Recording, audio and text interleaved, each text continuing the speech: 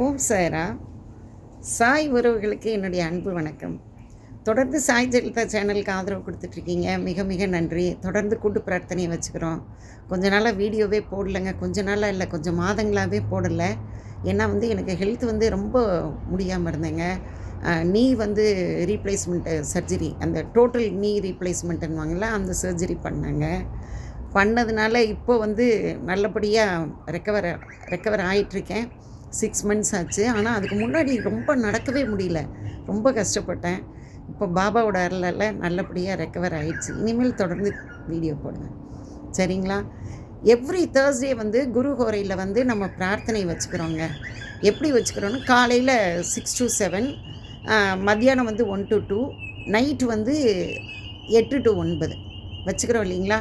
அந்த ப்ரேயரில் பாபாவுக்கு அவருக்கு பிடிச்ச பால் சம்மந்தப்பட்ட பொருள் ஏதாவது ஸ்வீட் வச்சுட்டு, அவருக்குன்னு தனி விளக்கு பொருத்திட்டு, நம்மளோட க்ரீவன்ஸ் எல்லாத்தையும் சொல்லிவிட்டு, அந்த க்ரீவன்ஸோட சாய் ஜெயலலிதா சேனலோட வியூவர்ஸோட க்ரீவன்ஸ் எல்லாமே சரியாகணும் அப்படின்னு ப்ரேயர்ஸ் வச்சுக்கிறோங்க. இதுதாங்க நம்மளோட கூட்டு பிரார்த்தனை. இது தொடர்ந்து நடந்துகிட்ருக்கு இல்லைங்களா? இப்போ ஈவன் எனக்கு உடம்பு சரியில்லாமல் நான் ஆப்ரேஷன் முடிஞ்சு அந்த ரெஸ்பீரியரில் இருந்தப்போ கூட நம்மளோட வீடியோஸ் எடுத்து பார்த்துட்ருப்பேங்க. அதில் வர கமெண்ட்ஸ்லாம் படிப்பேன். எவ்வளோ பேருக்கு எவ்வளோ குறைகள் நம்ம சேனல் கூட்டு பிரார்த்தனையினால் சரியாக இருக்குது. அதெல்லாம் பெரிய அற்புதம் தானேங்க. அதெல்லாம் ரொம்ப மனசுக்கு சந்தோஷமாக இருக்கும். நான் சீக்கிரம் ரெக்கவர் ஆகிடுவேன்ற நம்பிக்கை அந்த பிரார்த்தனை உங்களோட கூட்டு பிரார்த்தனை எனக்கு கொடுத்ததுங்க. அதனால் தொடர்ந்து கூட்டு பிரார்த்தனை வச்சுக்கிடுவோம். அப்புறம் இது நீங்கள் ஜென்மோ ஜென்மி ஸ்ரீச்சரன் ஸ்ரீ பாக்ய சாய் சொல்லலாம். சதானிம்ப விசஷ்ய மூலாதிவாசாத் சுதாஸ்ராவணம் திக்தமப்பிய பிரியந்தம் தரும் கல்ப விரக்ஷாதிகம் சாதயந்தம் நமாவிசரம் சத்குரும் சாய்நாதம் அதுவும் சொல்லலாம். ஓம் சாய்ராம் 108 தடவை எழுதலாம். ஸ்தவன மஞ்சரி படிக்கலாம். சாயோட சத்சரிதம் படிக்கலாம். இது எல்லாமே பிரார்த்தனைக்கான வழிமுறைகள்ங்க. இது வியாழக்கிழமை ரொம்ப விசேஷம். இன்றைக்கி ஏகாதசியும் சேர்ந்துருக்குங்க.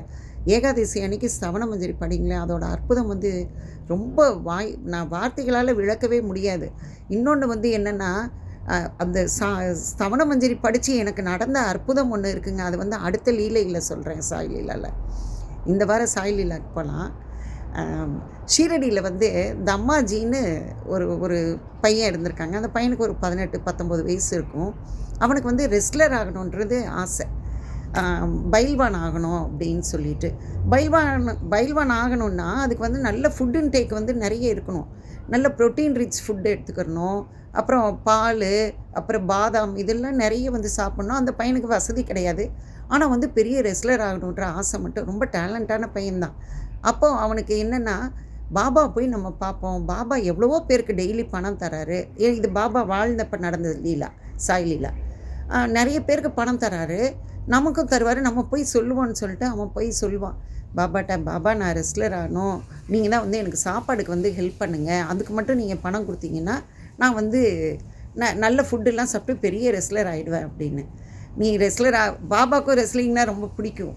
அப்போ பாபா சொல்வார், நீ ரெஸ்லர் ஆகணுன்றதெல்லாம் சரிதான், ஆனால் என்ன மாதிரி ஃபக்கீர்கிட்ட இந்த மாதிரி சாதுக்கள்கிட்டையெல்லாம் நீ வாங்கி பணம் வாங்கினேன்னா அது உனக்கு பின்னாடி நிறைய கஷ்டங்களை தரும். நீ எங்களை நம்பி இந்த மாதிரி உன்னோட பிழைப்பை எங்களை நம்பி இருக்கக்கூடாது.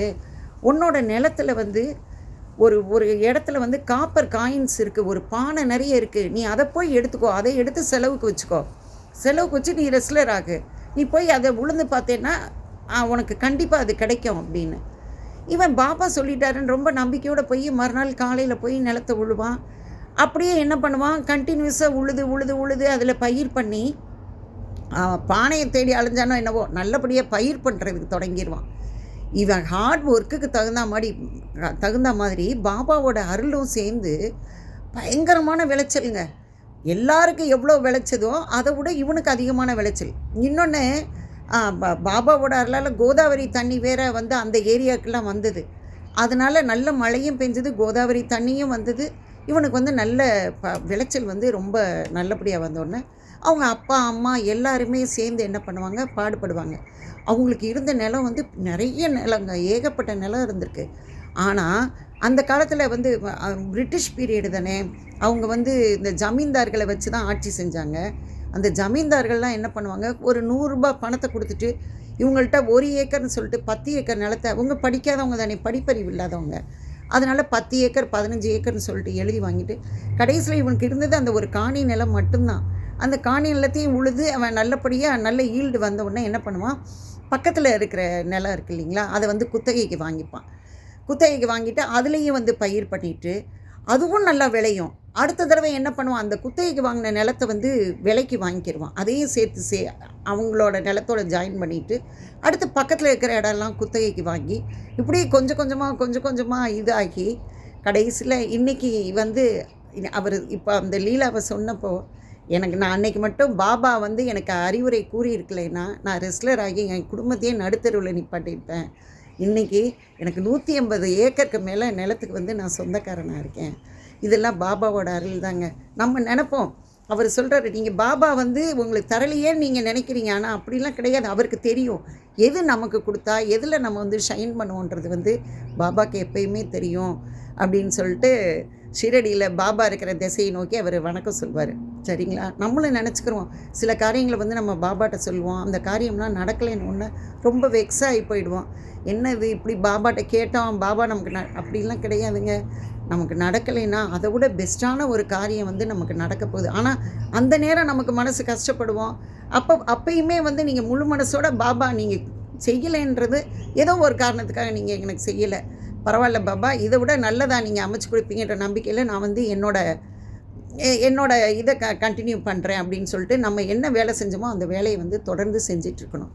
பாபாவோட அருள் வந்து எப்பயுமே இருக்குங்க. இதில் நம்ம எல்லா தானங்கள்லேயும் சிறந்தது வந்து அன்னதானம்னு வாங்கங்க.